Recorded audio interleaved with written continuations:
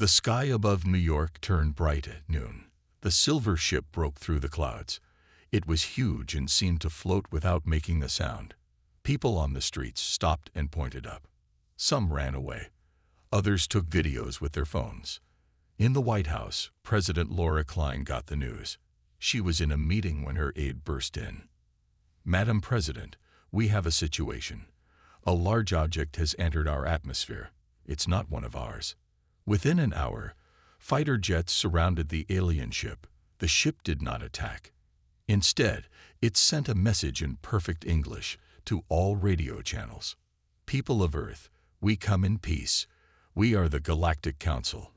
We need to speak with your leaders right away." Lisa Martinez watched the ship from the deck of the U.S. Lincoln. As a Navy captain with 20 years of service, she had seen many things, but nothing like this. Her admiral called her to his office. "Martinez, you're going to Washington. The president wants our best officer as military advisor for this alien meeting." Lisa packed quickly. By evening, she sat in a secure room under the White House. With her were the president, the Secretary of Defense, and several scientists. They watched on screens as the alien ship landed on the National Mall. The ship's door opened. 3 aliens walked out. They looked almost human, but their skin was blue. They had no hair. Their eyes were large and gold. They wore silver robes with strange symbols. The leader spoke. "I am Ambassador Zelvin of the Myriad Confederation. We represent the Galactic Council of 2,000 peaceful species." The aliens were taken to the secure room. Security guards stood at every door. The aliens did not seem worried, but Lisa noticed something odd. The aliens kept looking at the humans with fear in their eyes. The ambassador's hands shook slightly. "Why have you come to Earth?" President Klein asked. Ambassador Zelvin took a deep breath. "A terrible war is coming to your part of space. The Arcturus Imperium fights against the coalition of free worlds. They have fought for centuries. Billions have died. And you want our help?" the Secretary of Defense asked. The ambassador looked shocked. "No, we beg you to stay out of it. Do not join either side. Do not fight at all." Everyone in the room looked confused. Lisa spoke up. "With all respect, Ambassador, we don't have ships that can travel between stars. We couldn't join this war even if we wanted to." The aliens looked at each other nervously. "You don't understand," said Zelvin. "Both sides will try to get you to join them. They will offer you technology. They will lie to you. Why would advanced aliens need our help?" Lisa asked. The ambassador didn't answer directly. "Just promise you will stay neutral. For everyone's sake." As the meeting continued, Lisa studied the aliens. They acted like they were afraid of humans. It made no sense. Their ship could probably destroy a city with one weapon. Yet they begged humans to stay out of a war as if humans were dangerous. After the meeting, Lisa walked to her temporary office in the Pentagon. A young NASA astronaut named Jack Donovan was waiting for her. "Captain Martinez, I'm Jack Donovan. I was on the International Space Station when the alien ship arrived. They picked me up for questioning before coming to Earth." "What did they want to know?" Lisa asked. "They asked strange questions about how humans fight wars, about how we handle stress. They seemed worried about something." Jack looked around to make sure they were alone. He lowered his voice. "There's something else. One of the junior aliens talked to me in private. He seemed scared of the others. He told me, 'They're not telling you everything.' Then they caught him talking to me and pulled him away." Lisa nodded slowly. "So they're hiding something. But what, and why are they so afraid of us?" In space, more ships appeared near Pluto. These were not council ships. They were black with red lights. They moved like hunters. The war was coming to Earth, and for some reason, both sides wanted humans involved. But the Galactic Council was terrified of what would happen if Earth joined the fight. The question was, Dr. Alan Weber had not slept in 2 days. The government had given him access to the alien database provided by the Galactic Council. As the top xenolinguist in the country, He was tasked with finding answers. The aliens had given Earth a translation device, but Alan didn't trust it completely. He worked to understand the alien language himself. In a small office at the Pentagon, he stared at strange symbols on his computer. "This can't be right," he said to himself. He had found old records mentioning Earth. In them, humans were called the Berserkers. According to the ancient text, humans had once been so dangerous that an older alien civilization had locked them on their home planet. The text spoke of human rage and strange powers that made them unstoppable in battle. Alan called Captain Lisa Martinez immediately. Lisa arrived at his office an hour later. "What did you find, Dr. Weber?" Alan showed her the translations. "These records say humans were quarantined on Earth thousands of years ago. They call us Berserkers and say we nearly destroyed part of the galaxy." Lisa frowned. "That's impossible.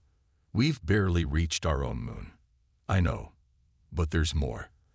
The records mention that humans have special abilities when under extreme stress, abilities that terrified the aliens." Across town, Jack Donovan waited in a coffee shop. He checked his watch nervously. The door opened, and a figure in a hooded jacket entered. It was Kylo, the junior alien diplomat, who had secretly spoken to him on the space station. Silo sat down. His large gold eyes darted around the room. "We don't have much time. My people will notice I'm gone." "Tell me what's happening," Jack said quietly. "Why is the Council so afraid of humans joining the war?" Tylo leaned forward. "Your species has been changed. Long ago, a race called the Precursors altered your DNA. Under great stress or danger, humans can do things that should be impossible. Move objects with their minds. Become stronger than any machine. See the future." Jack laughed. "That's science fiction." "No," Tylo said firmly. "The Precursors built technology to suppress these abilities. They placed it on your moon and other places in your solar system. The dampening field has kept humans normal for thousands of years. If that's true, why tell us to stay out of the war? Wouldn't they want powerful allies?" Silo shook his head. "The last time humans fought in a galactic war, entire star systems died. You couldn't control your powers. The Council fears what you might become." Back at the Pentagon, Lisa received an urgent call. "Captain, we're picking up strange energy readings from the far side of the moon, and our deep space radar has detected ships approaching the solar system." "What kind of ships? More Council vessels?" "No. They match the description of Arcturus Imperium warships." Lisa ordered a meeting with the President's security team. As they gathered, Dr. Weber burst in with new information. "I found records of the dampening technology," he said, spreading papers on the table. "The Precursors built machines to suppress human genetic potential.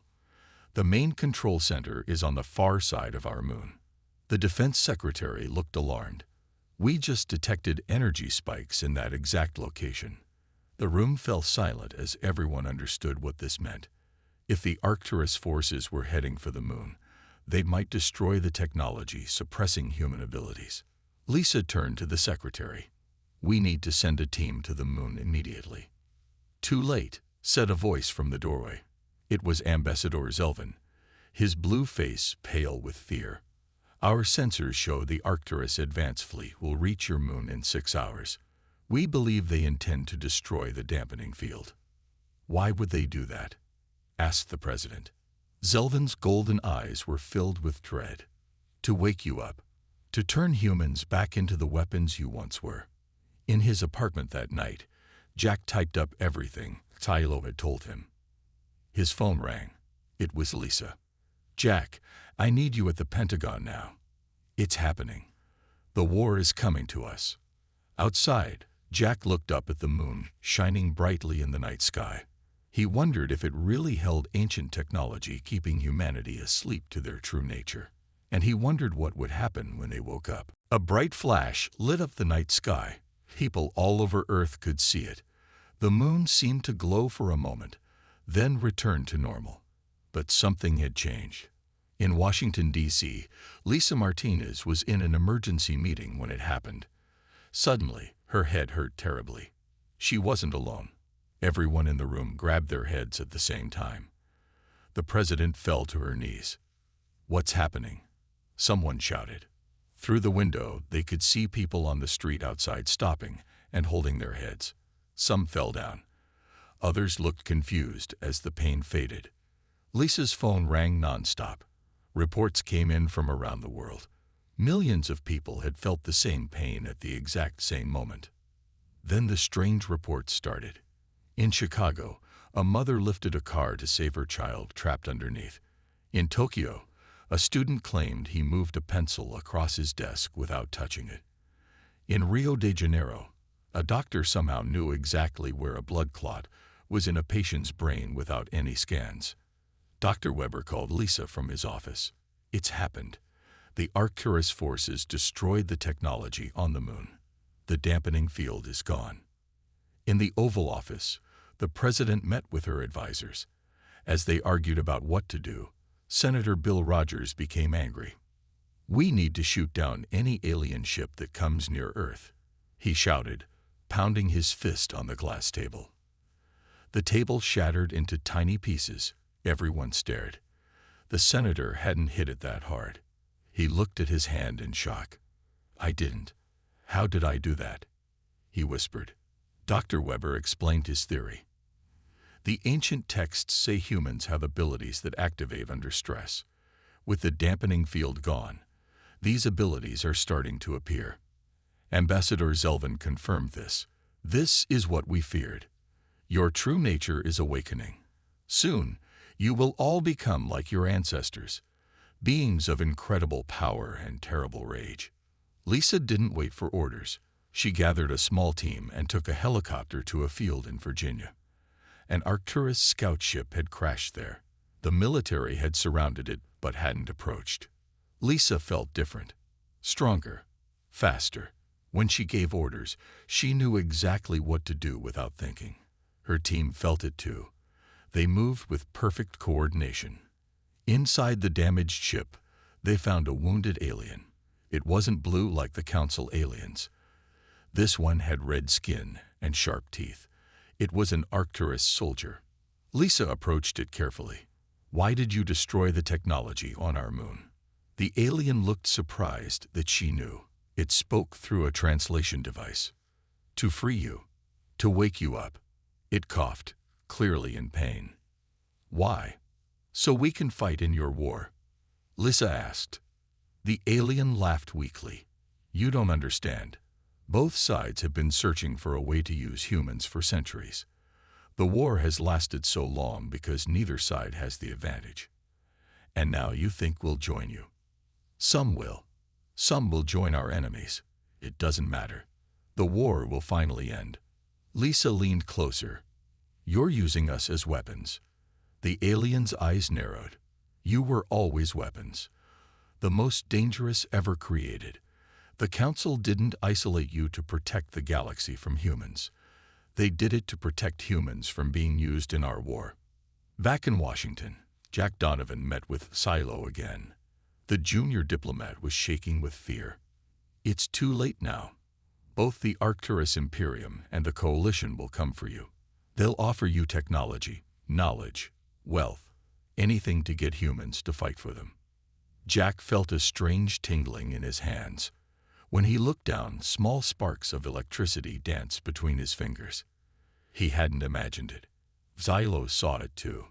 "It's starting already," Silo whispered. "You're changing faster than we thought possible." Across Earth, more people discovered strange new abilities. Some could move things without touching them. Others were suddenly stronger or faster. Some knew things they couldn't possibly know. Humanity was waking up, and the galaxy watched in fear. 1 week after the moon event, world leaders gathered at the United Nations. The mood was tense. Some countries wanted to ally with the Galactic Council for protection. Others thought Earth should talk to the Arcturus Imperium from a position of new strength. A third group wanted Earth to stay free from all alien control. President Klein spoke firmly. We must be united in this crisis. If we fight each other, we will lose against these advanced aliens. But unity was hard to find. General Frank Harris, a decorated military commander, stood up. We don't need alien protection. We have our own power now. Humans must stand alone and free. Many people agreed with him. Videos online showed humans doing amazing things with their new abilities. Some could move objects with their minds. Others could heal quickly or sense danger before it happened. In a small town in Ohio, Peter Collins watched the UN meeting on TV. He was an accountant who had lived a quiet life. But since the moon event, Peter had discovered he had stronger abilities than most.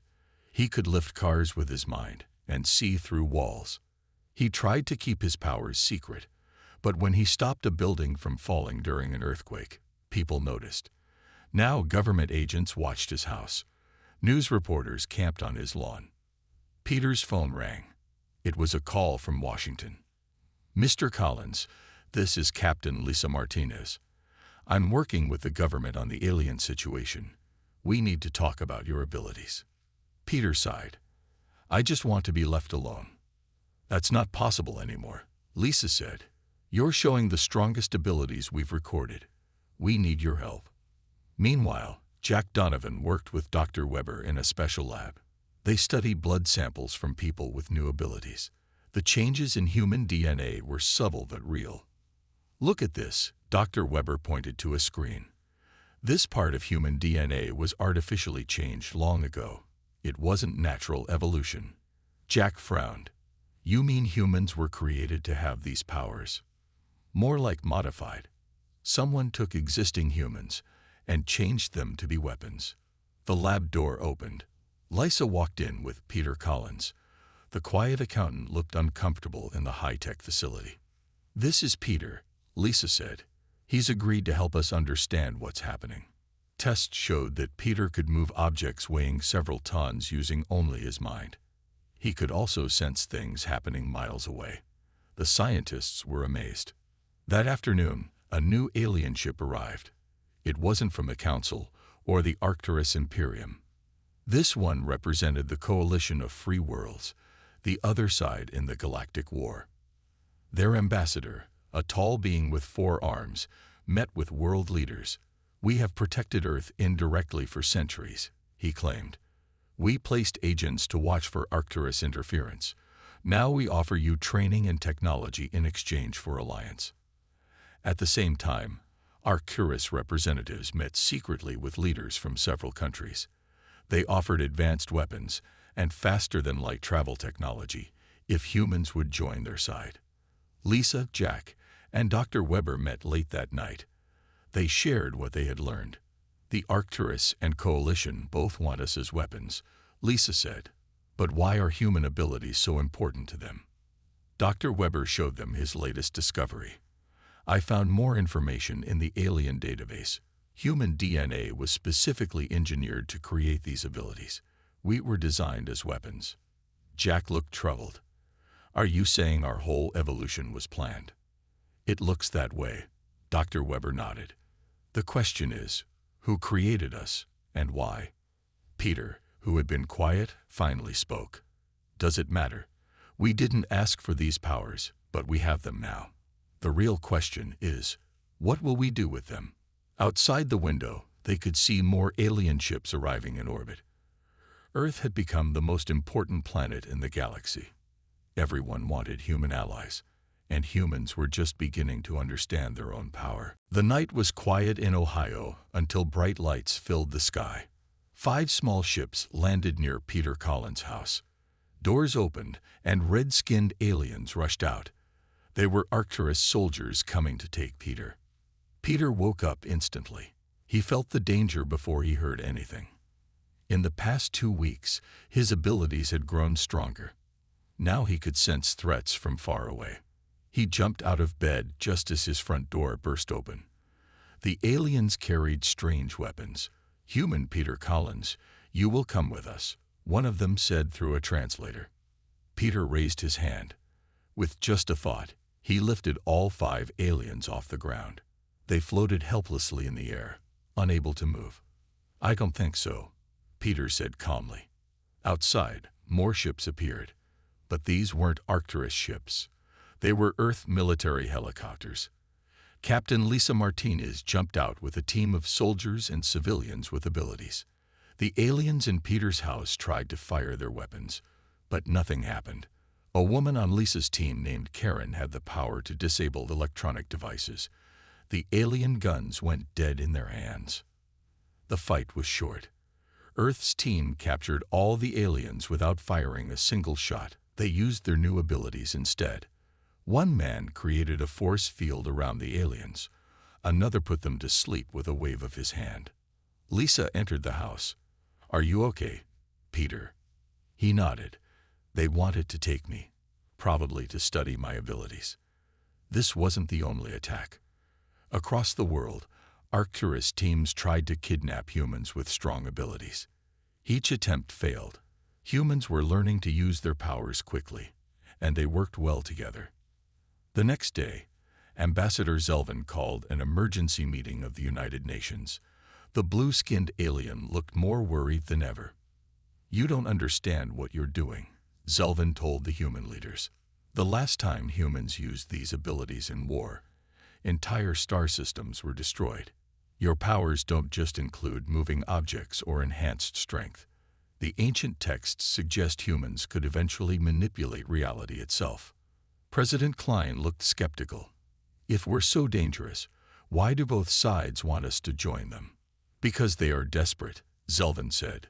"This war has lasted for centuries. Both sides believe humans will give them the final advantage they need to win. They don't care about the destruction that will follow." Meanwhile, Jack Donovan had started a training program with Xylo's help. Hundreds of people came to learn how to control their abilities. Progress was faster than anyone expected.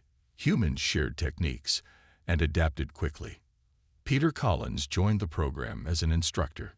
He showed others how to focus their minds to move objects. During one demonstration, he surprised everyone by moving a satellite in orbit, over 200 miles above Earth. "I didn't know I could reach that far," he said, looking as shocked as the others. General Harris watched from the sidelines.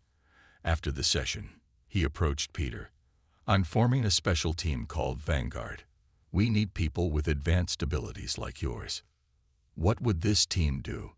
Peter asked. "Protect Earth. Maybe more," the general said. "The aliens have technology we need. I plan to take it." That night, without government approval, General Harris led his Vanguard team on a mission.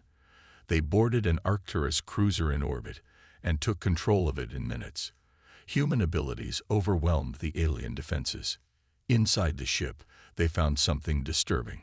The Arcturus soldiers were not natural beings. Their bodies had been modified with mechanical parts. They were living weapons created for war. "They're like us," one of the team members said. "Engineered to fight." General Harris disagreed. "No, we're better. They need machines to enhance their bodies. Our power comes from within." As the general's team returned to Earth with the captured ship, Lisa received an urgent message from Xylo. "The Council is splitting apart over what to do about humans," the young alien said. "Some want to help you. Others want to destroy Earth before either side can use you. You need to prepare." The war was coming closer, and now it seemed that some of the Galactic Council might become enemies too. The Galactic Council chamber was in chaos. Hundreds of alien species argued loudly. Some wanted to help humans control their powers. Others wanted to bring back the dampening field. A third group proposed destroying Earth completely to keep humans out of the war. Ambassador Zelvin tried to keep order. "We must be calm. Rash action will only make things worse." A tall, thin alien with green skin stood up. "Humans are too dangerous to be left free. We should neutralize them now, before either the Arcturus or Coalition can use them." Half the chamber cheered in agreement. The council was falling apart. Back on Earth, Lisa Martinez was in a military command center. Her ability to see danger before it happened had grown stronger. Now she could see possible futures, like paths branching out ahead. "Something's wrong," she said suddenly. "The Council is planning something. We need to prepare." Lisa contacted friendly aliens within the Council. They confirmed her fears. The radical faction was preparing attack ships. They planned to strike Earth before humans grew too powerful. Working quickly, Lisa organized Earth's first space defense operation. They had the captured Arcturus ship, plus the abilities of hundreds of trained humans. But would it be enough against the Council's technology? Jack Donovan joined the defense team. His control over electricity had improved. Now he could disable entire ship systems with a thought. Peter Collins would use his telekinesis to push enemy ships off course. As they prepared, Dr. Weber made an important discovery about human abilities. He burst into the command center with excitement. "I know why alien technology can't stop our abilities," he said. "They don't work on normal physics. They operate on quantum principles." Lisa looked confused. "What does that mean?" "It means our powers exist partly outside normal spacetime," Dr. Weber explained in simple terms. "That's why the aliens can't easily block or copy them. Their technology isn't designed for quantum effects." This knowledge helped them develop better training methods. Humans learned to control their abilities faster. Some could now work together, combining their powers for greater effect. While Earth prepared for the Council attack, General Harris and his Vanguard team had their own plans. Using the captured Arcturus ship, they conducted raids against both Arcturus and Coalition targets. They took alien technology and gathered intelligence. During one raid, they found something disturbing. Both warring factions had been developing special weapons designed to control humans rather than kill them. Devices that could cause pain or force obedience. They never wanted allies. General Harris told his team. They wanted slaves with special powers. On the third day, Lisa's prediction came true. 40 Council ships appeared near Earth. They weren't the peaceful diplomatic vessels from before. These were warships with weapons ready. "Attention Earth," the leader of the radical faction broadcast. "Your species is too dangerous to participate in the Galactic War. Surrender now and accept the return of the dampening field, or we will have no choice but to neutralize your planet." President Klein refused to surrender. "Earth will defend itself. We did not ask for these abilities, but we will not give them up under threat." The battle began. Council ships fired energy weapons at Earth, but they met something unexpected. A shield of pure mental energy created by 500 humans working together. Their combined telekinesis formed a barrier no weapon could penetrate. Jack Donovan led a team aboard the captured Arcturus ship. They flew toward the Council fleet. Using their abilities, they disabled the alien weapons without firing a shot. The Council ships retreated after losing half their fleet without causing a single human casualty. The message was clear. Humans were now a major power in space. After the battle, Ambassador Zelvin requested a meeting with Earth's leaders. The blue alien looked tired and defeated. "The Council has failed," he admitted. "Now both the Arcturus Imperium and the Coalition will increase their efforts to gain human allies. The war is coming to your doorstep, and we cannot stop it." Lisa looked at the stars through the window. Maybe it's time for the war to end. And maybe humans are the ones who can end it. A month after the battle with the Council ships, 3 massive vessels appeared near Earth. They were bigger than anything humans had seen before. The lead ship was black with red lights, the command ship of the Arcturus Imperium. The ship sent a message to all Earth governments at once. The face of the Arcturus Supreme Commander appeared on screens worldwide. His red skin was covered with battle scars, and his eyes glowed yellow. "People of Earth," he said in a deep voice, "you have shown your strength. Now we offer you an alliance. Join the Arcturus Imperium, and we will share our greatest technology with you. Your solar system will be recognized as sovereign Arcturus territory. No one will dare attack you again." The offer was tempting. The Arcturus Imperium promised faster-than-light engines, advanced weapons, and medical technology that could extend human life by hundreds of years. All they wanted in return was a force of human warriors with abilities to help end their war. 2 days later, the Coalition of Free Worlds sent their own delegation. Their ships were white and blue, elegant and curved. Their offer was different. "We don't just want your warriors," the Coalition ambassador said. "We want to welcome humans as full members of our society. Your representatives will have voting rights in our government. Your people will be citizens, not just allies." The Coalition offered less technology than the Arcturus, but promised full integration into their civilization. They also revealed something surprising. Several Coalition species shared distant genetic links with humans. They suggested this meant humans and Coalition members were distant cousins. As Earth's leaders debated these offers, the Galactic Council made one final attempt to prevent humans from joining either side. Ambassador Zelvin addressed the United Nations with a new proposal. "We offer Earth-protected neutral status," he said. "The Council will defend your world from both the Arcturus and Coalition. We will help you develop technology at a safe pace.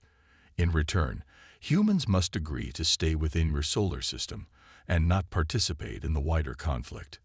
Earth was divided.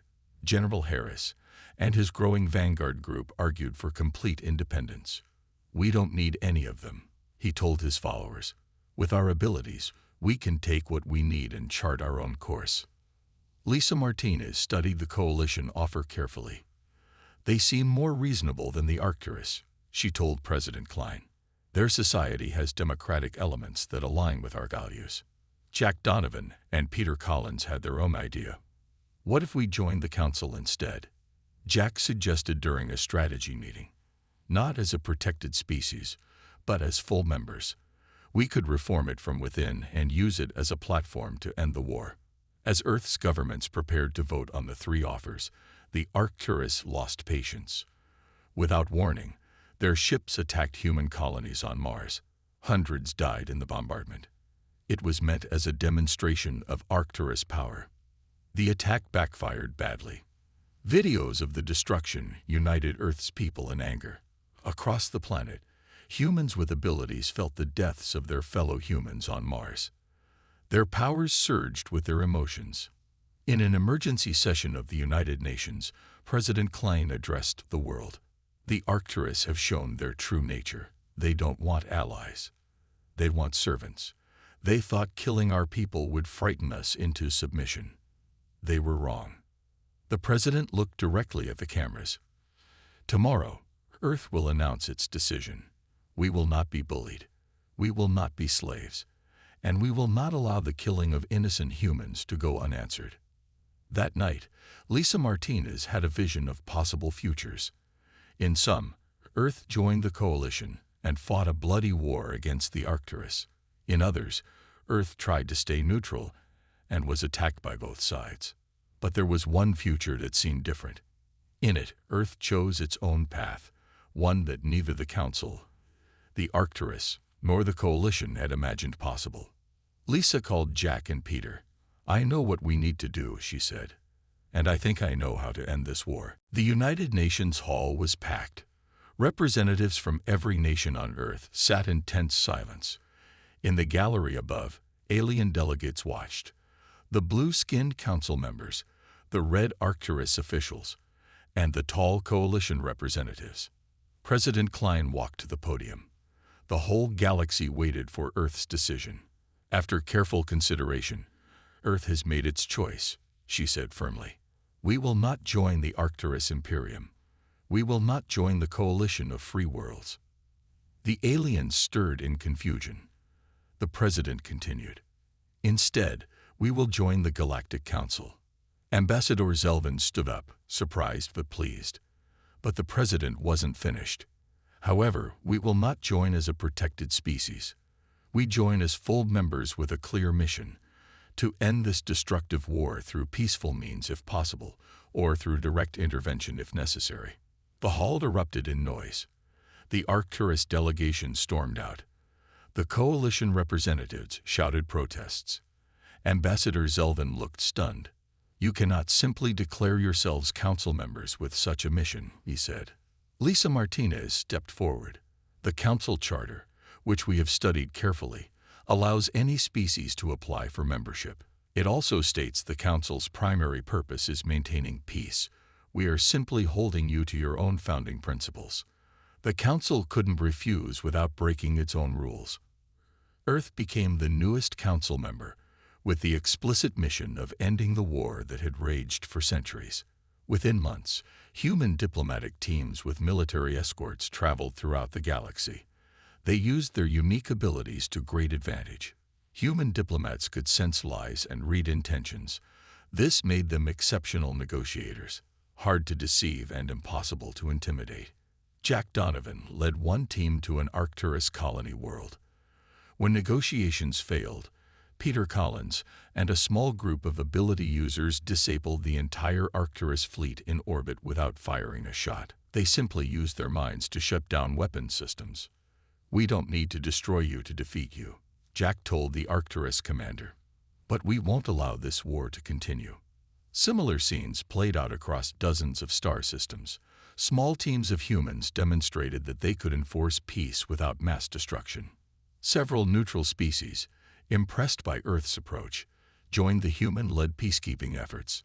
The ancient war began to wind down. Both the Arcturus Imperium and Coalition realized that continued fighting would bring more human intervention. Peace talks started on neutral worlds. Lisa Martinez became the first human commander of the new Galactic Peacekeeping Force. Jack Donovan led the Ability Development Academy, training humans to use their gifts constructively. Peter Collins headed research into combining human abilities with technology, creating systems that all species could use. 1 year after Earth joined the Council, Dr. Weber made a final, stunning discovery in the ancient alien texts. He called an emergency meeting with Lisa, Jack, and Peter. "I found the truth," he said, his voice shaking with excitement. "Humans weren't engineered as weapons by some past civilization. We were the engineers." He showed them the translated text, an ancient, advanced version of humanity, created many of the other species as specialized offshoots. Then humans nearly destroyed themselves in a civil war. The dampening field and isolation of Earth was our own doing. A choice to start over rather than continue our destructive path. Lisa looked out the window at the stars. "So we weren't the weapons. We were the weapon makers who decided to give up our power. And now we found it again," Peter said quietly. "But this time, we're using it differently," Jack added. At the reformed Galactic Council, Ambassador Zelvin addressed the assembly. Humans now held seats among the eldest species. The war that had raged for centuries was finally ending. "We feared awakening the ancient warriors," the ambassador admitted.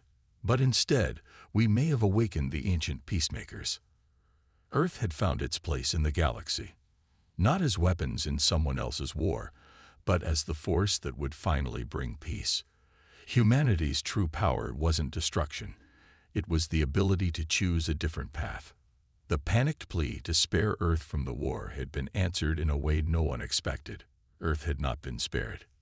The war had been spared from Earth.